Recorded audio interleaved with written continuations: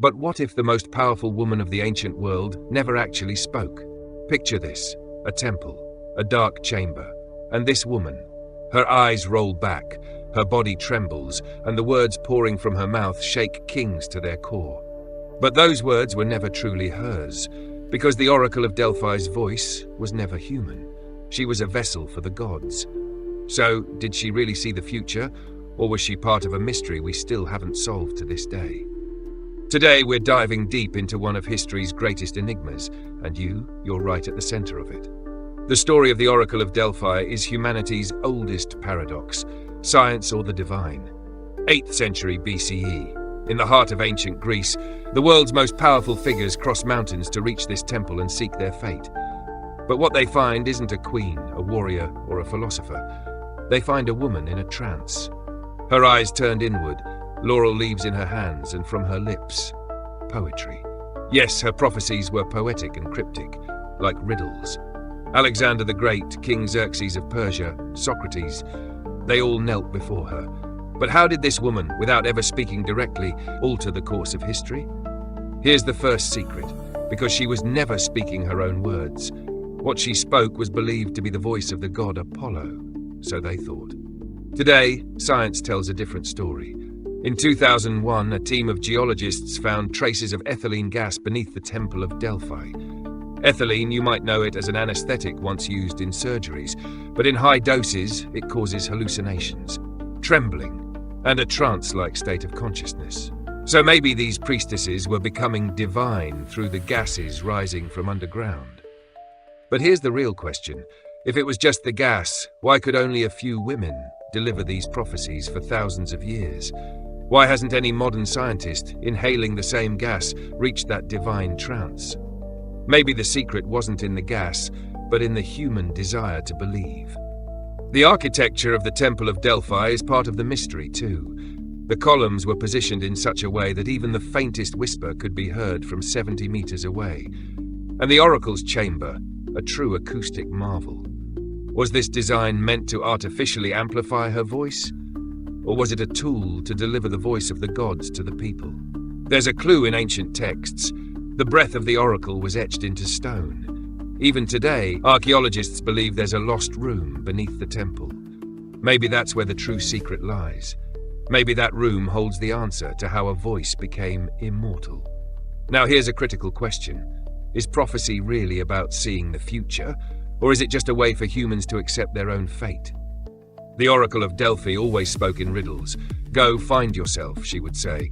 "Victory is yours at sea," she'd proclaim. But it all depended on how you interpreted it. Just like today, when our future is shaped by what we believe, maybe this woman's true power was in reminding people of the God within themselves, and maybe her greatest secret was helping you hear your own voice.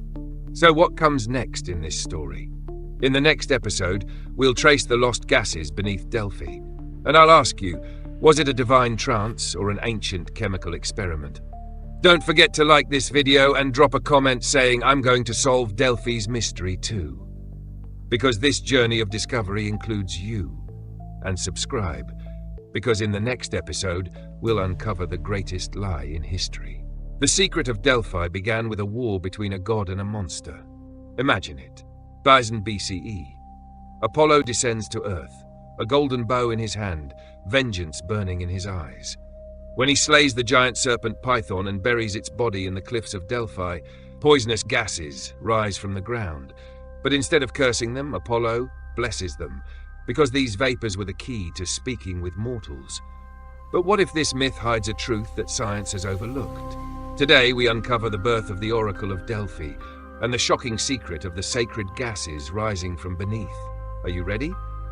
Ancient texts speak of a pneuma rising from beneath the Temple of Delphi, the holy breath pneuma. But what was it? In the 1980s, archaeologists discovered ethylene gas leaking from cracks in the temple's floor. Ethylene, colorless, odorless, but when inhaled in high doses, it causes hallucinations. The ancient Greeks believed it was the breath of the gods. Modern science says the oracles were just being poisoned. But here's the question. Why did only the women at Delphi become divine through these gases? Why not in Egypt or Mesopotamia? Because this wasn't just a temple, it was a laboratory. Oracle candidates trained for years to become priestesses of Apollo, young virgins and poor. Why? Because hunger made their bodies more sensitive to the effects of the gas. According to sources, on prophecy days they would fast for 3 days, chew laurel leaves, and drink sacred water.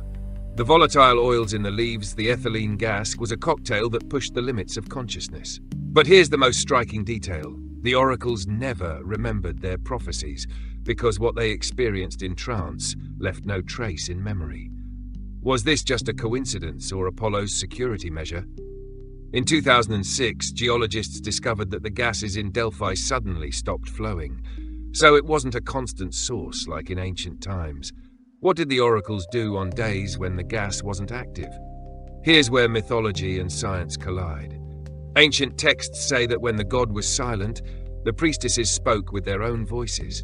But those prophecies never came true. When Apollo went silent, all that was left was human weakness. So what does this tell us? Maybe the true secret of Delphi wasn't the gas, but humanity's need for the divine. Science says the oracles were hallucinating. But why has no modern test subject, breathing the same gas, ever seen the future? Why has none of them spoken in poetic prophecy? Maybe the answer isn't in the gas, but in being chosen. The priestesses at Delphi may have had a genetic advantage passed down through generations, or maybe they were all actresses, playing roles on history's greatest stage. But here's the proof. In the 1950s, a group of scientists recreated Delphi's gases. The result? Test subjects just vomited and screamed. None of them said, "Leave Athens, Sparta is coming."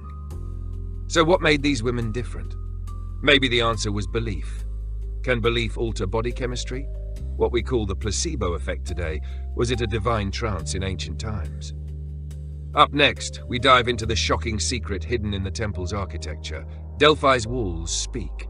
Yes, you heard that right. A voice lost between the stones, and that voice might explain why the oracle was never wrong. Don't forget to like this video, subscribe, and drop a comment saying gases and belief. Because without you, this discovery is incomplete. And hit subscribe, because in just a moment, you'll hear a real whisper from the walls of Delphi. These stones speak. They've been whispering for thousands of years. The oracle's voice never died. But how? The walls of the Temple of Delphi aren't just made of rock. Each stone is an engineering marvel that dances with mathematics. And beneath this architecture, a hidden chamber lies buried. Today, we're breaking into this labyrinth of secrets to uncover the ancient world's greatest sound system. Are you ready? In ancient Greece, Delphi was considered the navel of the world. According to myth, Zeus released 2 eagles from opposite ends of the earth, and this is where they met. At the center of the temple stood the Omphalos stone, literally the navel of the world. But its geographic location is even more striking. Perched on a steep mountain slope, right at the intersection of 2 fault lines. Perfect conditions for underground gases to rise to the surface. But what if the architecture was designed for those gases to dance with sound? The temple's columns are positioned at such an angle that when the wind blows, it creates a howling sound. Ancient texts describe it as the breath of the gods, but in reality, it was an acoustic trap. In 2003, a team of architects analyzed Delphi's stones. What they found was astonishing. The limestone blocks had a unique porous structure, but instead of absorbing sound, they reflected it. This meant the oracle's whispers echoed throughout the temple, amplified as if the stones themselves were trying to immortalize her words. Was this a coincidence? Not at all. At the heart of the temple stood the aditon, the sacred inner chamber. The priestess sat on a 3-legged stool, surrounded by gases rising from cracks in the floor, and this room was completely sealed off, except for a tiny hole in the ceiling. On prophecy days, a beam of light would shine only on her face. Was it ceremonial, or was it designed to direct sound? In 2013, Greek archaeologists discovered a void beneath the temple, 3 meters wide, 5 meters long, located right below the gas vents. Could this be the sacred spring described in ancient texts? Even more intriguing, the walls of this room were said to be lined with bronze plates. When these plates vibrated, they produced infrasound, low-frequency waves beyond the range of human hearing. Modern research shows that infrasound can trigger paranormal sensations in the human brain. Was this room a machine designed to induce the oracle's trance? Here's the critical question. Was this architecture built to mimic the voice of the gods? Because every stone, every crack in Delphi was meticulously calculated to control sound, and maybe the lost chamber was the heart of the system. Even today, if you whisper among the ruins of Delphi, your voice can be heard from 70 meters away. How did ancient engineers achieve this? The answer: the angle of the stones. Columns were placed to reflect sound waves in parabolic arcs, just like modern stadium acoustics. But the ancient Greeks figured it out 2,500 years ago. How? Maybe the answer lies within those bronze plates in the lost room. Or maybe Apollo's priests passed the secrets from generation to generation. And this architecture was a code, meant only for the chosen to decipher. In a moment, we're diving into one of history's most debated questions. Was the oracle's trance a chemical illusion or an undiscovered dimension of human consciousness? The answers are shocking. Don't forget to like this video and comment "Unlocking the Secret of Sound," because every comment opens a new door in this labyrinth. And subscribe, because in the next episode, we witness the deadly dance between the human brain and divine gases. A woman poisoned by ethylene gas, her body trembling from hunger, and from her lips these words: "If you go to war, a great kingdom will fall." But who was really speaking? The woman herself, or another entity using her body as a vessel? Today, we uncover a secret that pushes the limits of human consciousness, and the answer will pull you deep into history's darkest labyrinth. The oracle's trance was like a nightmare. First, she would fast for 3 days. She chewed only bay leaves and drank water from the sacred spring. The cineole in the bay leaves would stimulate the mind. Then she would descend into the adeton beneath the temple. In this dark chamber, she sat over a partially covered pit. As she inhaled ethylene gas rising from the ground, her body would shake, her eyes rolled back, and with screams she surrendered to the voice of the god. Ancient texts describe it like this: foam on her lips, her voice deepens, her words fall in a divine tone. Was it a hallucination, or was her body becoming a spiritual channel? In 2002, neurologists studied the effects of ethylene gas on the brain.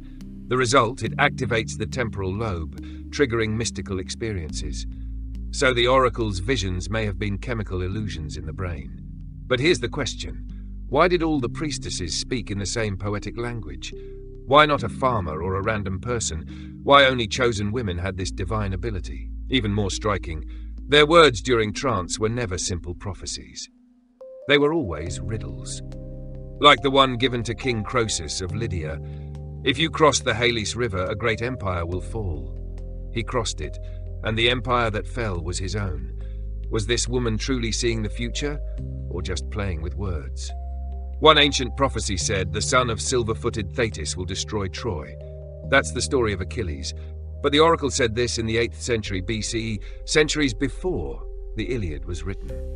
So was it a prophecy, or was it history repeating itself? And this one: the third generation will come with a dark cloud. The Athenians interpreted it as the Persian invasion, and indeed, in the third generation, the Persian army burned Athens. Coincidence? Statistics? Or something else? Here's what science can't explain. These prophecies were not random. They were intentionally vague, as if an intelligence was leaving clues for people to interpret. But was that intelligence inside the woman's brain, or beyond it? Now close your eyes. Imagine yourself in that dark chamber. The gases surround your mind, a deep hum in your ears, and suddenly you lose control of your tongue. You don't understand the words you're saying. Is this the erasure of identity, or the revelation of your true self? In today's world, we call this dissociative identity disorder, but in ancient times, it was called union with the divine. So which one is true? Maybe both. Because the human brain is complex enough to produce experiences we once called divine. In the next episode, we reveal how Delphi changed the course of history, from Alexander the Great to Caesar, and maybe even a prophecy that shaped your own destiny. Don't forget to like this video and comment "My prophecy is" with your own message. Because this story is not just about the past, it's about you. And subscribe. Because in the next episode, we unveil a lost tablet of Delphi, and it just might reveal your future. The words of a woman stopped the Persian armies. A poem turned Alexander the Great into a god. But what if the Oracle of Delphi deliberately changed the course of history? Today, as we follow the trail of a lost tablet, we uncover the true architect behind the ancient world's most critical moments. And this tablet might just be writing your future. In 480 BCE, when Persian king Xerxes arrived in Greece with an army of 300,000, the Athenians rushed to Delphi. The oracle's response was, "Take refuge behind wooden walls." Athenian leader Themistocles interpreted this as a call to build a navy. The result, the Battle of Salamis. The Persian fleet was destroyed and Greece was saved. But here's the twist. This prophecy was a deliberate misdirection, because Delphi was actually cooperating with the Persians. According to historian Herodotus, the oracle had originally told Athens, "Surrender." So what changed? Perhaps the priestess chose Greek resistance over Persian gold, or feared the wrath of the gods. In 336 BCE, a young Alexander came to Delphi, but the temple was closed. Determined to prove he was the son of the gods, he forced the priestess to speak. She told him, "You are invincible." Those words gave him the confidence to burn Persepolis, march to India, and declare himself the son of Zeus. But what if that prophecy was propaganda? Alexander's mother, Olympias, may have had a secret pact with the priests of Delphi, and after Alexander's death, the priests claimed we could not foresee his end, as if a secret agreement had been broken. In 2017, Greek archaeologists discovered a bronze box beneath the Temple of Delphi. Inside was a broken tablet. What was written on it was shocking. The Persians will fall, but the fire of victory will rise from the east. This tablet was written 200 years before Alexander was even born. So why was this prophecy hidden? Maybe Delphi already knew Alexander would rise. Or maybe a circle of priests used prophecies to steer history. Another line on the tablet was even more revealing. Thrones will fall, but the true power lies with the one who writes the words. It's as if Delphi was staging kings like a puppet theatre. Delphi's darkest secret. The prophecies were never neutral. They supported the Greeks during the Persian Wars, gave divine titles to Alexander, and predicted the rise of Rome. Was this cosmic destiny or political manipulation? For example, in 359 BCE, King Philip II of Macedon consulted Delphi. The oracle told him, "Your son will conquer the world." So Philip hired Aristotle to educate Alexander. The result, the greatest empire in history. But maybe Philip bought the prophecy, because Delphi's archives contain records of prophecies altered in exchange for gold, which means history itself may have been written with the priests' gold purses. In the next episode, we chase the trail of this lost tablet, and we ask, was Delphi the voice of the gods, or the greatest manipulator of the ancient world? The answer may lie hidden in a tomb in the deserts of Egypt. Don't forget to like this video and comment. I will uncover the secret too, because this discovery could change not just the past, but the future as well. Subscribe, because in the next episode we expose Delphi's dark archives. Everything changed in 2001 when geologists discovered ethylene gas beneath Delphi. But there was one problem. No one who inhaled the same gas ever entered that trance. So why not? Today we search for the missing piece science overlooked. And that piece might just be hidden inside you. Ethylene gas, a chemical still used in modern medicine as an anesthetic. At high doses, it causes hallucinations, trembling, and loss of consciousness. In the late 20th century, geologists found that this gas was seeping from fault lines beneath the Temple of Delphi. Everyone said, that's the secret. But in 2003, an Italian team inhaled the same gas under lab conditions. The result? Test subjects either vomited or laughed uncontrollably. None of them proclaimed poetic visions like the Persians will fall at sea. So what made ancient priestesses different? Here are 3 factors science ignored: fasting, laurel leaves, and belief. Before a prophecy, the priestesses would fast for 3 days. Fasting increases glutamate in the brain, amplifying hallucinations. They also chewed laurel leaves. The compound cineol found in laurel suppresses GABA receptors, deepening the trance state. In short, the priestesses unknowingly created a neurochemical cocktail. Ethylene plus fasting, cineol equals divine trance. But even that wasn't enough. In 2015, a team of neurologists tested this trio. The result? Subjects saw strange things, but none could see the future, because the fourth ingredient was missing: belief. Every priestess at Delphi was raised to believe she was the voice of Apollo. In modern experiments, subjects are told, this gas may be toxic. The brain creates what it believes. A 2018 Harvard study proved that belief triggers endorphin release and alters perception. Ancient priestesses, by devoting themselves to the gods, were actually reprogramming their brain chemistry. So does this mean the prophecies were real? Or just an ancient form of the placebo effect? Here's the evidence. King Croesus of Lydia asked the oracle, "Should I go to war with the Persians?" The priestess said, "If you cross the river Halys, a great kingdom will fall." Croesus crossed, and the kingdom that fell was his own. Science says that's wordplay, but belief says that was the answer of the gods. Today, the gas sources at Delphi have dried up, but imagine they were still active. If we took you there and performed the same rituals, would you be able to see the future? The answer: no, because your belief system isn't like that of an ancient priestess. You were raised with doubt. She was raised with, "I am the vessel of the divine." So does this prove the prophecies were a lie? Or the opposite, that the power of belief is greater than science? In the next episode, the final part of this series, we reveal a shocking truth about you. Could the secret of the Oracle of Delphi actually be connected to the voice within you? Don't forget to like this video and comment belief or science, because every comment helps uncover a piece of this ancient mystery. And subscribe, because in the final episode, we write your prophecy. Thousands of years ago, a woman saw the future in a stone chamber. But what if today there was a prophecy you needed to answer? In this final episode, we set aside the ancient secrets, because the real prophecy is hidden within you. And now, it's time to hear it. The Oracle of Delphi's greatest secret wasn't the gases or the temple or even the gods. Her true power was the courage to listen within. The ancient Greeks said, "Know thyself," but the oracle interpreted it as, "Know your future." In truth, they meant the same thing, because to know yourself is to write your future. Today, psychologists call it insight. Neuroscientists call it prefrontal cortex activation. But the ancient priestesses knew the inner voice is the whisper of the gods. So which is true? Maybe both, because the human brain is the most mysterious temple in the universe. The Athenians rushed to the oracle to fend off the Persian threat, but the real victory lay in Themistocles' inner sense of strategy. When Alexander heard the prophecy of invincibility, he already felt a divine force within himself. In other words, prophecies held up a mirror to one's own potential. In the modern world, we live this every day. A doctor senses the diagnosis. An artist trusts the voice within to create a masterpiece. So is that really any different from ancient prophecy? Delphi's secret was this: believing in yourself is the greatest prophecy.